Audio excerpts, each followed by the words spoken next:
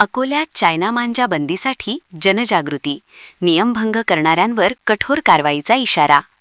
अकोला जिल्ह्यात चायना मांजा वापरामुळे होणाऱ्या अपघातांना आळा घालण्यासाठी अकोला जिल्हा पोलीस अधीक्षक अर्चित चांडक यांच्या मार्गदर्शनाखाली आज अकोला शहरात ज्वालादीप न्यूज नेटवर्कतर्फे जनजागृती मोहीम राबविण्यात आली. या मोहिमेद्वारे नागरिकांपर्यंत तसेच विद्यार्थ्यांपर्यंत पोहोचून जिल्ह्यात पूर्णपणे चायना मांजा वापर टाळण्याचे आवाहन करण्यात आले. या जनजागृती उपक्रमात खदान पोलीस स्टेशनचे ठाणेदार मनोज केदारे साय संजय वानखडे यांनी सहभाग घेतला. यावेळी त्यांनी चायना मांजा वापर, विक्री किंवा साठवणूक करणाऱ्यांविरोधात कडक कारवाई केली जाईल असा स्पष्ट इशारा दिला. चायना मांजामुळे दुचाकीस्वार, पादचारी तसेच पक्षी व प्राणी यांना गंभीर इजा होण्याचे प्रकार वाढत असल्याने नागरिकांनी जबाबदारीने वागण्याचे आवाहन पोलिसांनी केले. पोलीस प्रशासनाकडून शहरातील विविध भागांत तपासणी मोहीम राबवून नियमभंग करणाऱ्यांवर कायदेशीर कारवाई केली जाणार असल्याचेही यावेळी सांगण्यात आले. जनजागृती मोहिमेमुळे नागरिकांमध्ये सकारात्मक प्रतिसाद दिसून आला असून सुरक्षित पतंगोत्सवासाठी सहकार्य करण्याचे आवाहन करण्यात आले. प्रतिनिधी ज्वालादीप न्यूज नेटवर्क अकोला. अकोला जिल्ह्यातील नायलॉन मांजाची बंदी असल्यास तुम्हाला माहीत आहे का? हो, माहीत आहे. त्याच्यावर ते आमचा असा हे आहे का त्याच्यावर कडक कारवाई व्हायला पाहिजे. ह्या नायलॉन मांजामध्ये एखादा तुम्ही अपघात पाहिला का की ज्यामध्ये कुठला तरी मोठा अपघात घडला? मी स्वतःहून गेल्या वर्षी एका पेशंटला नेलं होतं माझे ॲटो. त्याचा म्हणजे गळा कापला होता. मेन हॉस्पिटलला मी त्याचा फ्री सेवा दिली होती.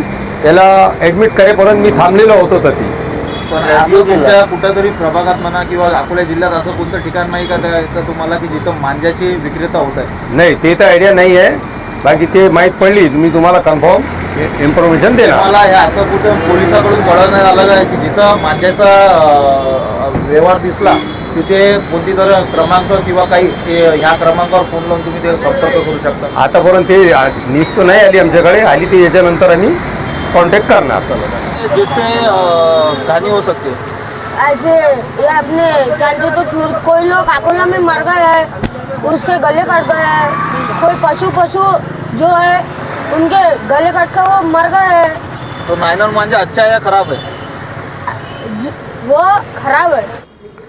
नमस्कार. पोलीस स्टेशन खदान हद्दीमध्ये कालच आम्ही एक नायलॉन मांजाची कारवाई केलेली आहे, ज्यामध्ये एक आरोपीकडून आम्ही जवळपास 10,000 रुपयाचा नायलॉन मांजा त्याच्याकडून जप्त केलेला आहे. त्याच्याविरुद्ध गुन्हा दाखलसुद्धा केलेला आहे, त्याला अरेस्टसुद्धा केलेली आहे आणि त्याच्यावर आमची कारवाई सुरू आहे.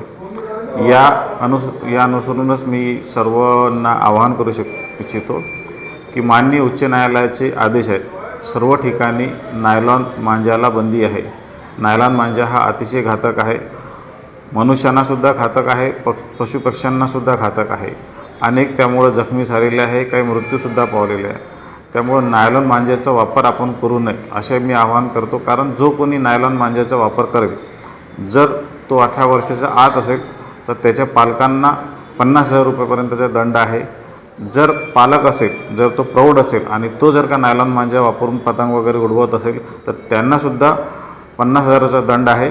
आणि जो कोणी अशा प्रकारचा मांजा जर का विक्री करत असेल तर त्याला 2.5 लाखापर्यंतचा दंड आहे. याशिवाय त्यांच्यावर फौजदारी कारवाईसुद्धा होणार आहे, ती वेगळी. त्यामुळं सर्वांच्या जीविताचं रक्षण करणे आपल्या सर्वांची जबाबदारी आहे. त्यामुळे मी सर्वांना आवाहन करतो की कोणीही नायलॉन मांजाचा वापर करू नये, अन्यथा त्यांच्यावर पोलीस कारवाई होणार आहे. पोलीस स्टेशन खदान येथून मांजा विक्रेत्यावर एक कारवाई केली आहे. हो, मी खदान येथे गणेश पथकात काम करतो.